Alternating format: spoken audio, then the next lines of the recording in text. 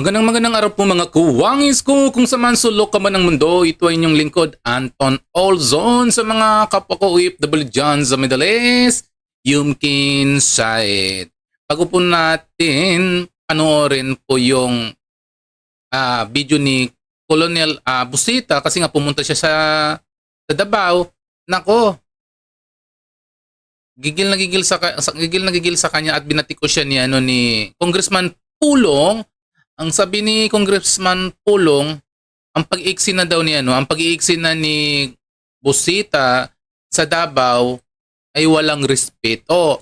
Kasi nga may mga inahalal diyan na mga inahalal ng taong bayan na mga leader para sa sa pag-inspection diyan sa LTO, dapat nagbigay siya ng respeto. Siguro hindi siya nakipag-ugnayan kay Mayor Baste. Kasi kahit yung mga kahit yung mga taga Davao diyan, taga Davao City, naiinis kay Colonel Busita kasi daw kung bakit nakikialam, which is ang daming problema naman sa ang daming problema sa Metro Manila. Sa karami-rami daw na probinsya, sabi ni Pulong, sa karami-raming probinsya, kaya sa Davao pa ang kanyang pinupuntira. Ito, panoorin po natin ang kanyang ang pagpunta ni Colonel Busita sa Davao. Father.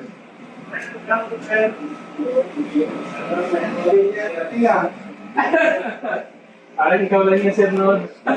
Ang tabang po mga sa speed niya. Si Hepe. Nasa taas po, sir. Saan ba office niya? Gusto ko lang i-clarify, brother, kasi gagawa kami ng position paper addressed to our Honorable Mayor pertaining to this concern, the creation of matter. Okay, mo doon siglo ko to. Oo. Tapos, hindi yan yung stop. Bumili ako sa isyon. Depende kung may kung may maingay. Paano natin i-categorize na maingay? Maingay natin kasi pag sumusobra na yung niya sa marinig na, yung hindi original na. Oo naman, totoo naman eh. Kahit sobrang ingay na talaga yung mga tambutso na nakakadisturbo na sa mga kabahayan, kailangan talaga sitahin yan. O otherwise, kunin yung motorsiklo, dalhin doon sa dalhin sa LTO kung bakit ganun kalakas at sitahin.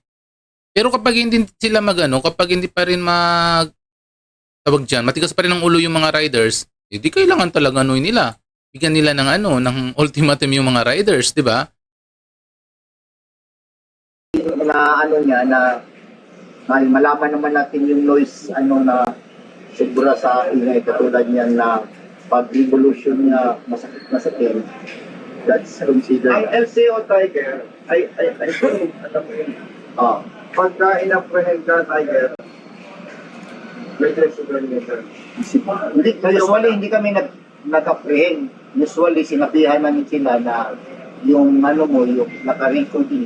Usually, pag mga ganyan, lalo na nandyan kami sa daan, nagdumaan sila sa amin. Hindi namin sila nabihan namin yung tambutso si Gal.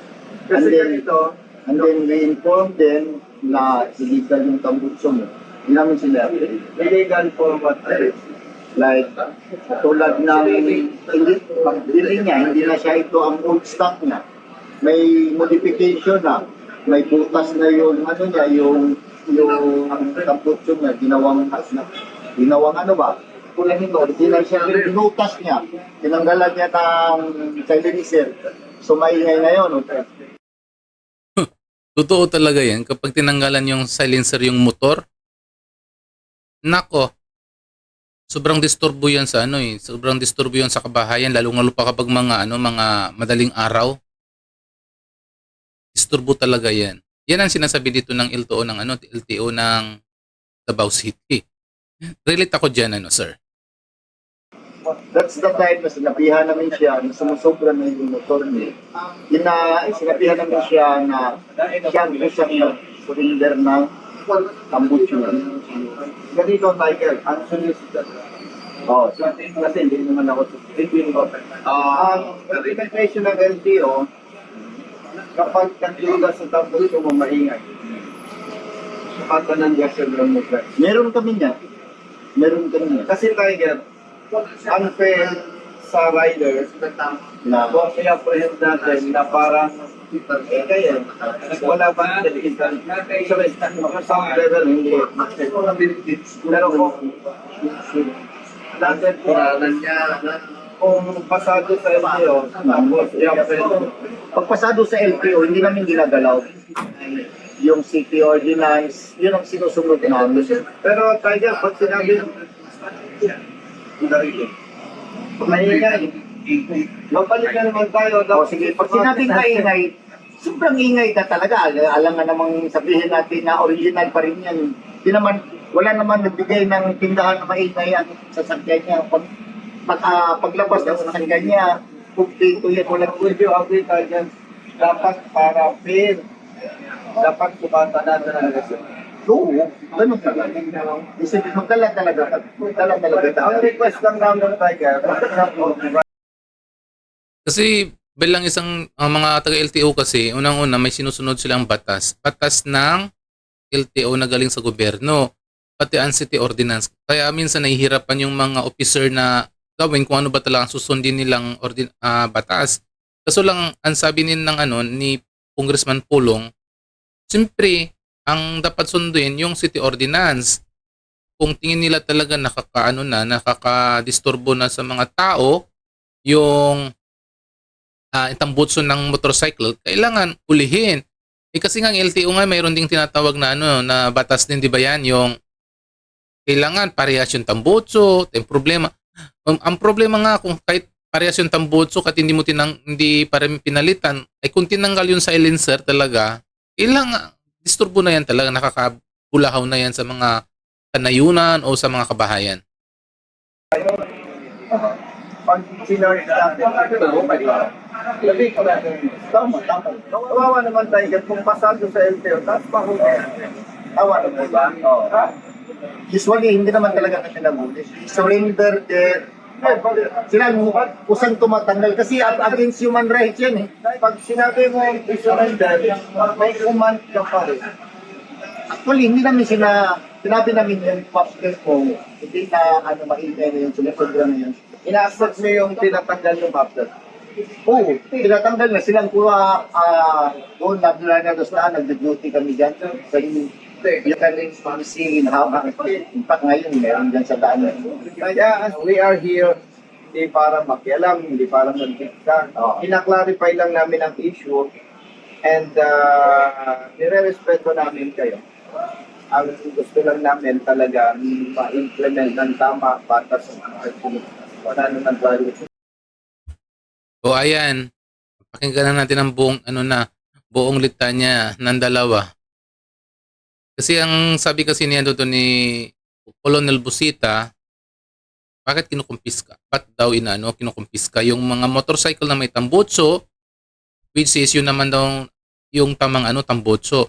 Ito naman pinapaliwanag ni Sir na taga LTO, kasi nga daw yung mga tambutso, kahit totoong tambutso, kung tinatanggalan ng silencer na nakadidisturbo na, kailangan talagang ulihin. 'Di ba? Yun naman talagang totoo eh.